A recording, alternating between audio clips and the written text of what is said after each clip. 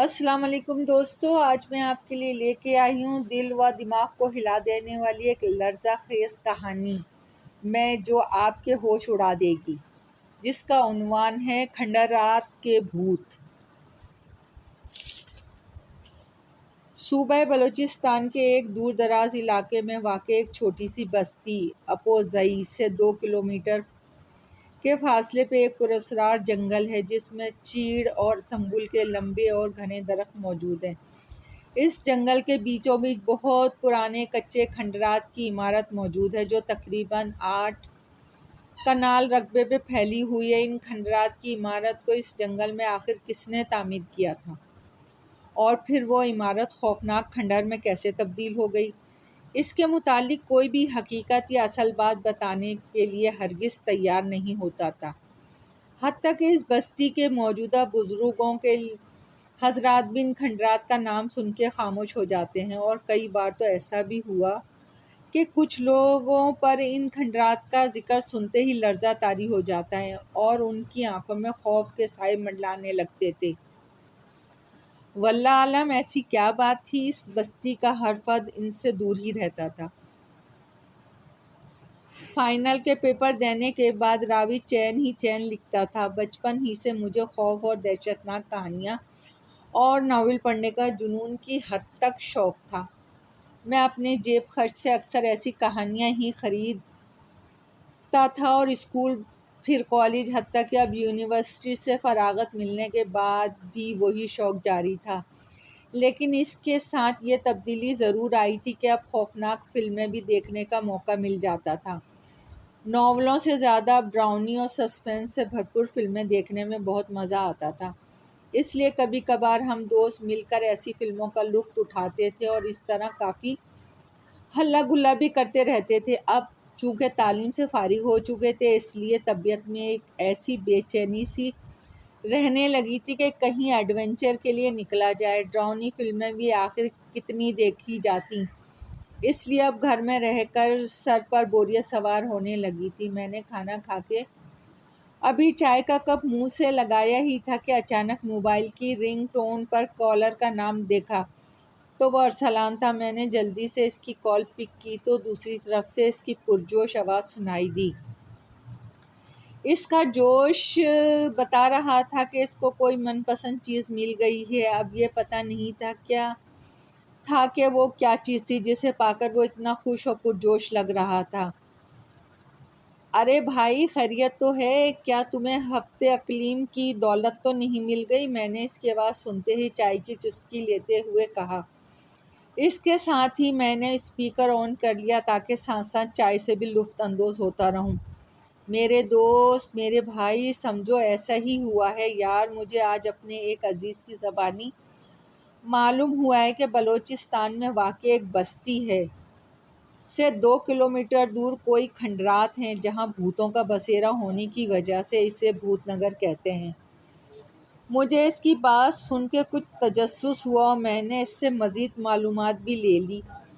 میں نے سوچا کہ کیوں نہ ایڈونچر کے طور پہ وہاں جایا جائے اور ایسے بھوتوں کو اپنی جاگتی آنکھوں سے دیکھا جائے۔ خیال تو اچھا ہے، لیکن کیا ہم دونوں ہی وہاں جائیں گے یا اور کسی سے بھی بات کی ہے؟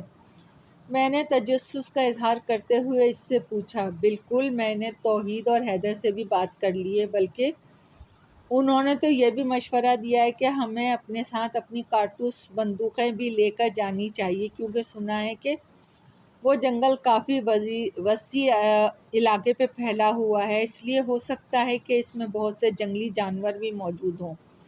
اس طرح ہمیں بھوتوں کو دیکھنے کے ساتھ ساتھ جنگلی جانوروں کے شکار کا بھی موقع مل جائے گا۔ ویسے بھی جب سے ہم نے یہ بندوقیں خریدی ہیں انہیں پڑے پڑے زنگ لگتا جا رہا ہے، اس لیے ان کے مشورے کو میں نے فوراً قبول کر لیا۔ دوسری جانب سے ارسلان کی پرجوش آواز سنائی دی۔ اس کی آواز سے یوں لگ رہا تھا جیسے وہ ابھی اڑ کر اس جنگل میں پہنچ جانا چاہتا ہو۔ یہ تو بہت اچھا مشورہ دیا انہوں نے، اس لیے میری طرف سے تو پروگرام ڈن۔ مزید کل اکٹھا بیٹھ کے وہاں جانے کا پروگرام ترتیب دیتے ہیں۔ یہ کہہ کے میں نے کچھ ادھر ادھر کی باتیں کرنے کے بعد فون رکھ دیا۔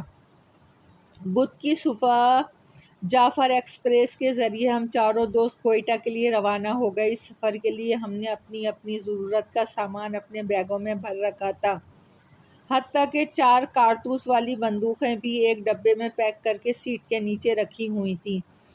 سفر کیسا گزرا؟ قارئین کو شاید اس سے کوئی دلچسپی نہ ہوگی، اس لیے سفر میں پیش آنے والے واقعات کو کہانی سے الگ کرتے ہیں، اس لیے اصل مدعا بیان کرنا ہی مناسب رہے گا۔ کوئٹہ پہنچ کے ہم نے ایک مناسب ریٹ والے ہوٹل تلاش کر کے اس میں ایک رات کے لیے رہائش کے لیے کمرے بک کروائے اور کھانا وغیرہ کھا کے اپنے کمرے میں چلے گئے۔ ہم تازہ دم ہو کے صبح اس بستی کی جانب روانہ ہونا چاہتے تھے، کیونکہ ہمیں تو ابھی تک یہ پتہ بھی نہیں تھا کہ وہاں پہنچ کے ہمارے ساتھ کس قسم کے حالات پیش آئیں گے، اس لیے پیٹ بھرتے ہی ہم پہ نیند کا غلبہ پوری طرح حملہ آور ہونے کو تیار تھا، اس لیے ہم اپنے کمروں میں پہنچتے ہی بستر پہ یوں ڈھیر ہو گئے جیسے ہم کوئٹہ بذریعہ ٹرین نہیں بلکہ پیدل پہنچے ہوں۔ صبح نیند سے بیدار ہو کر ہم سب ضروری حاجات سے فارغ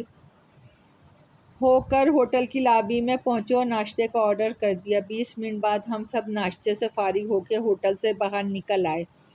فی الحال ہم نے اسی ہوٹل میں قیام رکھنے کا فیصلہ کیا تھا تاکہ اس بستی میں پہنچ کے وہاں کے حالات کا جائزہ لیا جائے، اور اگر وہاں رہنے کے لیے کوئی مناسب ٹھکانہ مل جاتا ہے تو ہم واپس آ کر اس ہوٹل کو خیر آباد کہہ دیں گے۔ کچھ دیر شہر میں مٹر گشت کرنے کے بعد ہم نے ایک ٹیکسی والے سے اس بستی کی طرف جانے کا پوچھا۔ پہلے تو وہ ہمیں یوں دیکھتا رہا جیسے کوئی قربانی کے بکرے کو دیکھتا ہے، پھر اس کے چہرے پہ ایک عجیب طرح کی مسکراہٹ بکھر گئی، لیکن اس نے یہ مسکراہٹ ہم پہ ظاہر نہیں ہونے دی، کیونکہ اس نے یکدم اپنا نچلا ہونٹ زیر لب بیچ لیا تھا۔ جی صاحب، ہم لے جائے گا تم کو سب کو۔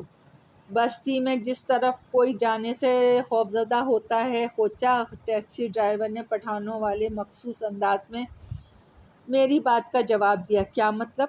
خان صاحب آپ ایسا کیوں کہہ رہے ہیں؟ میں نے حیرت سے اس کی طرف دیکھتے ہوئے کہا۔ یہ تو جب تم لوگ وہاں جا کر دیکھو گے تو دیکھ لو گے کہ میں نے کیسا کیوں کہا تھا۔ اس نے دانت نکوستے ہوئے میری بات کا جواب دیا۔ چھوڑو یار، کس خواہ کی بحث میں پڑ گئے ہو، چلو خان صاحب ہمیں اس بستی تک لے چلو۔ یہ کہہ کے توحید نے میرا بازو پکڑ کے ٹیکسی کے اندر بیٹھنے کے لیے کہا اور ہم چاروں اس میں سوار اس بستی کی طرف روانہ ہو گئے۔ چونکہ دن کا وقت تھا اس لیے لوگوں کی ریل پیل تھی اور اس کے ساتھ ساتھ ٹریفک بھی رواں دواں تھی، اس لیے وقت گزرنے کا احساس تک نہیں ہوا اور ہم ٹھیک 2 گھنٹے بعد اس بستی کے نزدیک پہنچ گئے۔ بس ٹیکسی ڈرائیور پتہ نہیں کیوں اس بستی سے اس قدر ڈرا ہوا تھا کہ ہمیں اس نے آدھا کلومیٹر دوری چھوڑ کر بھاگ گیا۔ میں نے اسے کرائے کے علاوہ اچھی خاصی ٹپ بھی دی تھی۔ کرایہ اور ٹپ لے کے وہ بغیر ہمارا شکریہ ادا کیے یوں واپس شہر کی جانب بھاگا جیسے اس کے پیچھے بھوت لگ گئے ہوں۔ بستی کی طرف جانے والے راستے پہ ہم چاروں گپے ہانکتے بڑھے جا رہے تھے اور اس طرح جانے والی کوئی گاڑی وغیرہ بھی ابھی تک دکھائی نہیں دی تھی جس سے لفٹ لے کے ہم وہاں تک پہنچ سکتے۔ 15 منٹ بعد ہم بستی کے اندر داخل ہو گئے اور چلتے ہوئے اس کا جائزہ لینے لگے۔ سامنے ایک دکان دیکھ کر ہم اپنے لیے کچھ کھانے پینے کا سامان لینے اس تک پہنچ کر رک گئے۔ اس دکان پہ ایک بوڑھی عورت کھڑی بچوں کو سودا سلف دینے میں مصروف تھی۔ ہم ایک جانب کھڑے ان بچوں کو وہاں سے ہٹنے کا انتظار کرنے لگے۔ بچوں کے جاتے ہی ہم نے بھی اس بوڑھی عورت سے ضرورت کا کچھ سامان خریدا اور پیسے دے کے اس سے بستی کے قریب موجود اس جنگل میں موجود اس بوسیدہ کھنڈر کے متعلق جاننا چاہا۔ پہلے تو وہ عورت ہمیں حیرت سے دیکھتی رہی، پھر یکدم چونک سی گئی جیسے اسے اب ہوش آیا ہو۔ کیا کہا تم لوگوں نے؟ تم اس کھنڈر کو کیوں پوچھ رہے ہو؟ بوڑھی عورت نے خوفزدہ لہجے میں یوں پوچھا جیسے ہم نے اس سے کوکاف کا پتہ پوچھ لیا ہو۔ دراصل ہم وہ کھنڈر خریدنا چاہتے ہیں، اسی لیے وہاں جا کے اس عمارت کا جائزہ لینا چاہتے ہیں۔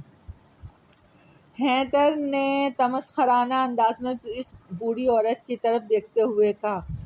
बूढ़ी एक औरत ने एकदम चौंक कर इसकी तरफ देखा और ताज्जुब से अपना सर हिलाने लगी, जैसे इसकी बात सुनकर इसे उस पे तरस आ रहा हो। ठीक है, तुम लोग अगर मरने के लिए खुद वहाँ जाना चाहते हो तो मैं बाखुशी तुम्हें वहाँ का पता बता देती हूँ। फिर इसने वहाँ जाने के तमाम रास्तों के मुतालिक तफसील से बता दिया और फिर हम दोबारा वहाँ से होटल पहुँच गए। यार, मुझे यूँ लग रहा था जैसे वो बुढ़िया हमें वापस जाते हुए यूँ देख रही थी जैसे कोई ईद कुर्बां पे अपने जानवर को आखिरी बार देखता है। अरसलान ने कमरे में पहुँचते ही नवीद सुनाई। पता नहीं सारे रास्ते वो खामोश कैसा रहा था। भाड़ में जाए वो बुढ़िया, वो हमारी कौन सी फूफी लगती थी जो इसका यूँ तस्करा करें। हमने जो मालूमात लेनी थी वो तो बस्ती के अंदर जाने से पहले ही इससे मिल गई। अब ऐसा करते हैं कि रात आराम करके कल 10 बजे के करीब यहाँ से निकलेंगे और होटल से मुकम्मल चेकआउट करके ही निकलेंगे, क्योंकि हमें नहीं पता वापसी कैसे होगी। मैंने इसकी बात सुन के जवाब देते हुए कहा और शाम होते ही हम होटल की लॉबी में पहुँच के खाना खाने बैठ गए और फिर कुछ देर गुश गप्पियों में मसरूफ़ रहने के बाद वहाँ से उठ के दोबारा अपने कमरों में आराम करने के लिए गर्ज से पहुँच गए। हमें थकावट भी महसूस हो रही थी। फिर पेट भर के खाने के बाद तो जैसे हमें कोई झूले में बिठा के लोरियाँ दे दे कर सुलाने की कोशिश कर रहा हो, और फिर पता नहीं चला कि कब नींद की देवी हमला आवर हुई और कमरा खर्राटों से गूंजने लगा। सुबह 9 बजे तक हम सब नाश्ता वगैरह से फारिग होकर होटल का बिल अदा करके बाहर निकल कर एक टैक्सी स्टैंड की जानिब बढ़ने लगे। वहां पहुंचकर हमने एक टैक्सी वाले से बात करके बस्ती अपोज़ाई से 2 किलोमीटर दूर इस जंगल में जाने की बात की, जिस पर वो पुरस्कार खंडर की इमारत थी। पहले तो टैक्सी वाला घबरा के इनकार करने लगा, फिर जब हमने इसे मुंह मांगा किराया देने को कहा तो वो राज़ी हो गया। टैक्सी स्टैंड पर मौजूद एक रजिस्टर में ज़रूरी इंदराज करने के बाद हम वहाँ से निकल पड़े। धूप निकली हुई थी और मौसम बहुत अच्छा हो रहा था। सर्दियाँ शुरू हो चुकी थी, इसलिए धूप बहुत भली लग रही थी। वैसे भी हमारे पास जैकेटें मौजूद नहीं थीं, इसलिए हमें कोई ख़ास परेशानी लाहक नहीं थी। टैक्सी शहर की हदूद से निकल के इस जंगल की जानिब दौड़ी चली जा रही थी और हम आपस में इन्हीं पुरस्कार खंडरात की मुतालिक ही बातचीत कर रहे थे। साहब, आप लोग किधर से आया है? टैक्सी ड्राइवर ने एक मोड़ काटते हुए सामने लगे शीशे में हमारी तरफ देखते हुए पूछा। खान साहब, हम कराची से आए हैं और हमें ऐसी जगहें देखने का बहुत शौक़ है जिनके मुतालिक अजीब व गरीब अफवाहें फैली होती हैं। वहाँ जिन, भूत या रूहों का बसेरा होता है। मैंने इसे तफसील बताते हुए कहा और साथ ही से डराने वाले अंदाज में वो बात भी बता दी जो सच ही थी। हम समझे कि शायद वो हमारी बात सुनकर सहम जाएगा और दोबारा कोई सवाल नहीं करेगा, लेकिन ये हमारी खाम ख्याली थी, क्योंकि हम मेरी बात सुनकर इसके मुंह से एक कहकहा निकल गया। छोड़ें साहब, क्यों मजाक करते हो? हम जाहिल लोग तो ऐसी बातों पे आंखें बंद करके यकीन कर लेते हैं, लेकिन आप लोग तो पढ़े लिखे हो साहब। क्या आप भी इन जिन, भूतों और रूहों पे यकीन करते हो? इसने हमारा मजाक उड़ाते हुए हंसते हुए कहा। मुझे यूँ लगा जैसे वो मेरी बात का असर लेने के बजाय मेरे कहे हुए अल्फाज का तमस्खर उड़ा रहा हो। तुम चाहे जो भी समझो, लेकिन इन चीज़ों की वजूद से कोई इनकार नहीं कर सकता। ये तो कुरान पाक में भी बताया गया है। इसलिए ऐसी चीज़ों पर वही यकीन नहीं करता जिनका वास्ता उनसे कभी ना पड़ा हो, लेकिन जिनका पड़ चुका है वो इनके नाम से भी कांपते हैं और ऐसी जगहों पे जाने से गुरेज करते हैं जहाँ ऐसी चीज़ों का बसेरा होता है। मैंने इसे समझाने वाले अंदाज में कहा, लेकिन इसने शायद मेरी इन बातों को भी सीरियस नहीं लिया। ज़ेरे लब मुस्कुराते हुए आगे देखने लगा। टैक्सी इस बस्ती के करीब से गुजर के अब इस जंगल की जानिब जाने वाले रास्ते पे दौड़ रही थी। ये कोई रास्ता नहीं था, बल्कि एक कच्चा रास्ता था जिस पर सिर्फ एक गाड़ी ही चल सकती थी, और वैसे भी ये कोई आम शाहरा तो थी नहीं कि दूसरी जानिब से भी ٹریفک آ رہی ہو، اور ویسے بھی جس طرح یہ راستہ جا رہا تھا وہاں تو کوئی جانے کا سوچ بھی نہیں سکتا تھا، اس لیے وہ بے فکر ہو کر آگے بڑھ رہے تھے۔ تقریباً 10 منٹ کے بعد انہیں دور سے وہ جنگل دکھائی دے گیا۔ اس کے قریب پہنچتے ہی ٹیکسی والے نے رک کے انہیں وہیں اتارا اور کرایہ لے کر واپس شہر کی جانب مڑ گیا۔